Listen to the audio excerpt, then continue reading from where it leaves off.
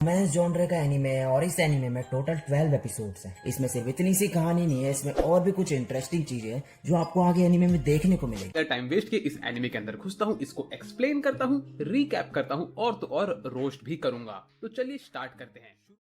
Episode की शुरुआत में हमें कैस्कल नेशन के दो बंदों को दिखाया जाता है और सही कहूँ तो ये जो व्हाइट हेयर वाला है यही कैस्कल नेशन का किंग भी रहता है। इसने नया नेशन शुरू किया रहता है और कह रहा होता है कि सामने का नजारा कितना ज्यादा ब्यूटीफुल है, सब चीज तबाह होते जा रही है। और जब मैं पैदा हुआ था तब मेरे सामने भी ऐसा ही नजारा था, बहुत ही ज्यादा बढ़िया लग रहा है। हम लोग वापस से शुरू करेंगे। दूसरी तरफ हमें तिनाशा को दिखाया जाता है जो ये सारी चीजें ऑब्जर्व कर रही होती है और इसे पता चल चुका रहता है।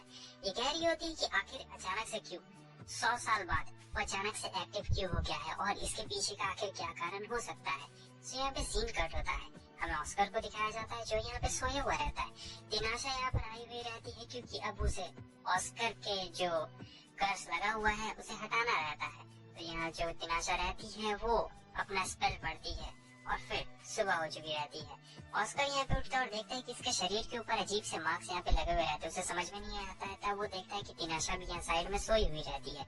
तो वो तिनाशा को उठाने की कोशिश कर रहा होता है और कह रहा होता है कि अच्छा तो तुम उठ गई। तिनाशा यहाँ पर उसे बता रही होती है कि मैंने तुम्हारे कर्ज को हटा दिया है। तो वो कहता है कि जब मैं सोया था तब। वो कहती कि हाँ तुम सोए थे तब ज्यादा आसान था ना कर्ज को हटाने के लिए, इसलिए मैंने उसी वक्त तुम्हारे कर्ज को हटा दिया है और अब तुम्हें टेंशन लेने की कोई भी जरूरत नहीं है और अब तुम बिल्कुल ठीक हो, पूरी तरीके से स्वस्थ हो और तुम जाकर नहा लो, तब ये जो लाइनिंग्स दिख रही है तुम्हारी शरीर से ये सारी लाइनिंग्स हट जाएगी।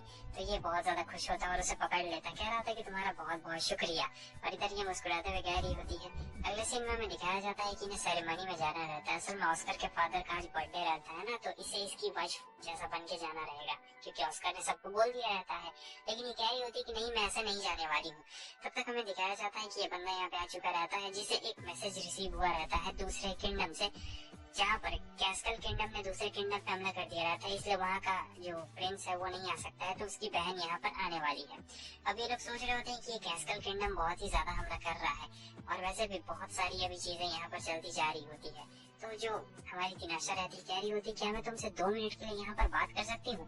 तो वो जाती है साइड में और हमारे ऑस्कर को कह रही होती क्या तुम मेरे ड्रैगन यानी जो इसका पेट रहता है उसका ओनरशिप लेना चाहोगे। ये कहता है आखिर अचानक से ऐसा तुम क्यों कह रही हो। तब वो बताती है मुझे लगता है मेरा ड्रैगन तुम्हें पसंद करने लगा है, तो ये काफी अच्छा रहेगा और वैसे भी वो तुम्हें अच्छा लगता है तो तुम उसकी ओनरशिप क्यों नहीं ले लेते हो। तो यहाँ पर ऑस्कर मान गया रहता है क्योंकि तिनाशा बोल रही होती है और मुझे बहुत ज्यादा खुश रहता है। फिर वो उसे अपने ड्रैगन का मास्टर बना देती है और साथ ही साथ यहाँ पर एक अनएक्सपेक्टेड किस भी हो जाता है और जिसने सोचा नहीं रहता है कि ऐसा होगा, लेकिन यहाँ पर दोनों बहुत ही ज्यादा खुश रहते हैं। सो यहाँ पर फिर से हमें दिखाया जाता है कि सीन कट होता है और रात अब पार्टी का माहौल आ चुका रहता है। तो पार्टी में ये लोग आए हुए रहते हैं, अपना ही किंगडम रहता है तो अपना ही किंगडम का पार्टी में आए हुए रहते हैं, जहाँ पर ये कहती है कि मुझे वाइफ कह के तो बिल्कुल भी मत बुलाना तुम। और फिर इसके फादर को ये ग्रीटिंग्स देता है क्योंकि आज इनका बर्थडे रहता है इसीलिए। उसके बाद तो हमारा ऑस्कर लड़कियों से घिर चुका रहता है, लेकिन यहाँ पर जो सबसे ज्यादा उसे परेशान कर रही होती है वही दूसरे किंगडम की लड़की होती है जिसका प्रिंस नहीं आ पाया था, तो उसकी बहन आ गई थी और ये यहाँ पर इसे खूब चाट रही होती है। इसका मन तो बिल्कुल भी नहीं कर रहा होता लेकिन बेचारा खड़ा रहता है, क्या कर सकता है। और इधर ये कह रहे होते हैं कि मेरे बेटे का ख्याल रखने के लिए तुम्हारा बहुत बहुत शुक्रिया। वैसे वो है तो बहुत ही जिद्दी, मुझ पर ही गया है, हमारा ब्लड लाइन ही कुछ ऐसा जिद्दी वाला है।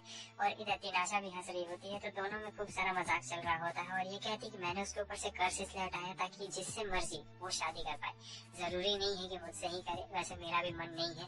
और फिर उसके फादर भी मजाक करते हुए कह रहे होते हैं कि हाँ तुम बिल्कुल सही कह रही हो। तो दोनों में हंसी मजाक चलता है और इधर हमें दिखाया जाता है कि ये लोग दूसरे कमरे में रहते हैं जहाँ पे वो प्रिंसेस बहुत चाट रही होती है हमारे ऑस्कर को।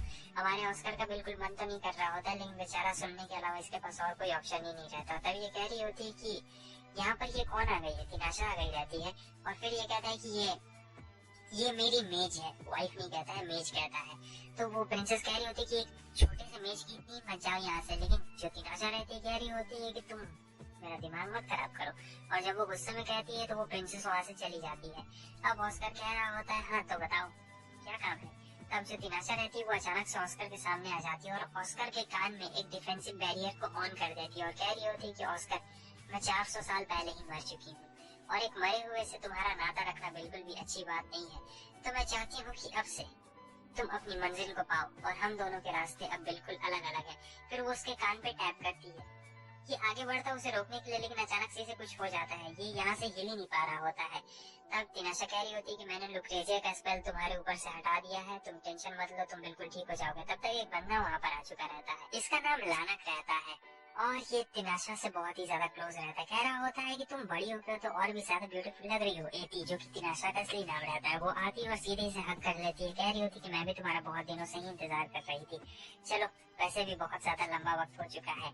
और इधर वो हमारे ऑस्कर को देख रहा होता है, कह रहा होता है कि मैंने हम लोग के लिए एक नेशन बनाया है जिसका नाम कैस्कल रखा है मैंने। और ये सारी बातें सुनकर ये एकदम हैरान रहता है। लेकिन तब जो लैनेक रहता है कह रहा होता है मैं इसे मार दूं क्या? आखिर ये इस तरीके से तुम्हें क्यों देख रहा है? मुझे ये बात बिल्कुल भी अच्छी नहीं लग रही। और इसके पास तो वो स्वॉर्ड भी है ना। लेकिन तिनाशा कह रही होती, कह रहे नहीं, मारने की कोई भी जरूरत नहीं है, मैंने पहले ही समझा दिया है, ये कुछ भी नहीं करने वाला है। लेकिन यहाँ पे इसे बहुत ज्यादा गुस्सा आ रहा होता है, कह रहा होता है कि तिनाशा मैं इसे नहीं छोड़ने वाला हूँ। नहीं, तिनाशा कह रही होती कि अगर तुमने लैनेक के ऊपर एक उंगली भी उठाई तो तुम्हें सबसे पहले मेरे ऊपर से होकर गुजरना पड़ेगा, समझे? यानी वो सीधे सीधे उसे चुनौती दे रही होती है। और यहाँ ऑस्कर को याद आ रहा होता है, ऑस्कर अगर चाहता तो वो अभी तिनाशा को मार सकता है, उसमें इतनी ज्यादा स्ट्रेंथ है। लेकिन वो तिनाशा के ऊपर एक उंगली तक नहीं उठा सकता है, जानते ही हो तुम लोग। और फिर वो वहीं पे रुका रहता है और ये बनता तिनाशा को लेकर यहाँ से जा चुका रहता है। अगले सीन में हमें दिखाया जाता है कि सुबह में ये सारे कागज दे देता है और जितना भी रहता है और जाने लगता है। तब वो बंदा कह रहा होता है कि मास्टर आप कहाँ पर जा रहे हैं? ऑस्कर बताता है कि वो जा रहा हो लुक्रेजिया के पास, लुक्रेजिया फॉरेस्ट में। लेकिन वो कहता है कि वहाँ पर बहुत ज्यादा खतरा है। तब तक हम देखते हैं कि लुक्रेजिया खुद पर खुद वहाँ पे आ चुकी रहती है और कह रही होती है कि मैंने तुम्हारा बहुत सारा वक्त बचा लिया है। तो अब यहाँ पर इधर हमें दिखाया जाता है कि कैसे लुक्रेजिया भी आ चुकी रहती है। और फिर वो कह रही होती है ठीक है, अब मैं तुम्हें एक चीज बताने वाली हूँ। और सब लोग एकदम ध्यान से सुन रहे होते हैं। तो यहाँ पर हमें ये पता चलता है कि जो कैस्कल है सबके पास इनवाइट भेजा गया है, मतलब बहुत सारे विचेस के पास कैस्कल का इनवाइट भेजा गया था, लेकिन सबने मना कर दिया था। और सिर्फ अकेले जो हमारी प्यारी सी है तिनाशा वही गई है। और उसके जाने से मेन लैंड में बहुत ही ज्यादा दिक्कत पैदा हो चुकी है, समझे? और वैसे भी वो बहुत दिनों से उस लैनक की तलाश में थी। तो यहाँ पर इसे समझ में नहीं आता है कि आखिर यहाँ पर क्या चल रहा है, वो लैनक की तलाश में क्यों और यहाँ पर ये सारी चीजें क्या हो रही है। तो यही सारी चीजें ये पूछ रहा होता है लुक्रेजिया से। और फिर लुक्रेजिया उसे बता रही होती है अच्छा ठीक है, तो मैं तुम्हें सारी बातें बताता हूँ। तब ये कह रहा होता है कि मुझे उस आदमी को मार कर अगर तिनाशा को वापस लाना पड़े तो मैं मारूंगा उसे। तो ये कहती है ठीक है, मैं सारी बातें समझ गई। अब मैं तुम्हें बताती हूँ कि आखिर माजरा क्या है, लेकिन तुम सभी को ध्यान से सुनना पड़ेगा और जो नहीं सुनना चाहते हैं चुपचाप यहाँ से निकल सकते हैं। मगर कोई भी यहाँ से नहीं निकलता है। और फिर ये बताती है तिनाशा का असली नाम, जो कि बहुत ही लंबा चौड़ा रहता है, लास्ट में तुलदार रहता है नाम। तो तुलदार का नाम सुन के इन्हें याद आता है एक तुलदार बहुत पहले हुआ करता था, एक नेशन जो कि रातों रात ही गायब हो गया था। सो इन्हें समझ में आ चुका रहता है कि जो हमारी तिनाशा है वो तुलदार की प्रिंसेस है, मतलब वो एक रॉयल फैमिली से बिलोंग करती है। और यही चीज ये बता रही होती है कि हाँ, और तुलदार के दो रूलर्स थे, सबसे पहले तो हमारी तिनाशा और दूसरा वो लैनक। लेकिन जो तिनाशा थी उसमें ज्यादा पावर था, मैजिकल पावर बचपन से ही बहुत ज्यादा था। और जैसे वो पैदा हुई थी उसे अपने पेरेंट्स से अलग कर दिया गया था, मतलब उसे अलग रखने जाने लगा था।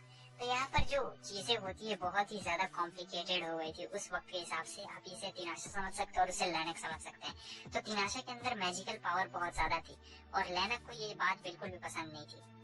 तो सब लोग जानते थे कि आगे चलकर इन दोनों में क्लैश हो सकता है और नेशन को लेकर बंटवारा हो सकता है। इसलिए इसे लेकर एक बहुत ही बड़ा फैसला लिया गया था। उस वक्त इसे लेकर एक बहुत ही बड़ा फैसला लिया गया था जिसके हिसाब से दोनों के पास एकदम इक्वल पावर आ जाएगी। तो ये बात रहती है लगभग 400 साल पहले की। तो हमें दिखाया जाता है कि जो लैनक रहता है वो तिनाशा को गोद में लेके जा रहा होता है और ये बहुत पहले की बात रहती है। तिनाशा की आँख खुलती है, लैनक कहता है ओ तुम्हारी मैजिकल पावर आई है इसीलिए तुम्हारी आँख खुल गई, कोई बात नहीं। तो वो लाके इसे एक स्लेट पे लेटा डालता है जहाँ पर बहुत सारे मेज रहते हैं और तिनाशा को समझ में नहीं आता। लेकिन अचानक से जो लैनक रहता है उसे स्टैप कर देता है, उसे बहुत ज्यादा दर्द होता है और वो लगातार स्टेप पे स्टेप करते जा रहा होता है। तो यहाँ पे जो लैनक का प्लानिंग रहता है वो ये था कि तिनाशा के अंदर जितना ही मैजिकल पावर है वो सारा मैजिकल पावर हड़पना चाहता था और सबसे ज्यादा पावरफुल यहाँ पर बनना चाहता था। और वो लगातार स्टेप पे स्टेप करते जा रहा होता है और साथ ही साथ जितने भी मैजिशियंस रहते हैं वो सभी इसका साथ दे रहे होते हैं मैजिकल पावर को तिनाशा के अंदर से विड्रॉ करने की।